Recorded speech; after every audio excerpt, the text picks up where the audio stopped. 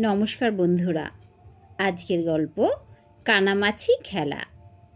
গোপাল আর তার বন্ধু গেছে খাবারের দোকানে। সঙ্গে কোনো টাকা কড়ি নেই।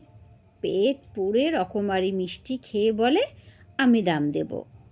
বন্ধুটি বলে, না, আমি দাম দেব। এই নিয়ে দুই বন্ধুর ভেতর হাতাহাতি হবার উপক্রম।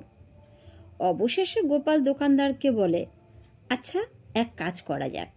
ছেলেবেলার সেই খেলাটার কথা নিশ্চয়ই আপনার মনে আছে, সেই যে কানামাছি ভোবো, যাকে পাবি তাকে ছো। আপনার গামছাটা দিয়ে আপনার চোখটা বেঁধে দিচ্ছি। চোখ বাঁধা অবস্থায় আপনি আমাদের দুজনের মধ্যে যাকে ছোবেন সেই দাম দেবে।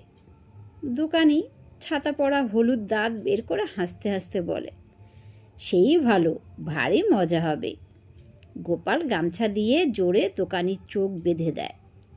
তারপর দুই বন্ধু ঊর্ধ্বশ্বাসে দৌড়ে পালায়।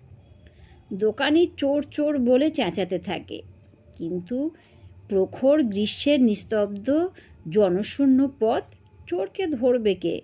দোকানির চিৎকার বাতাসের মধ্যে মিশে গেল। নমস্কার।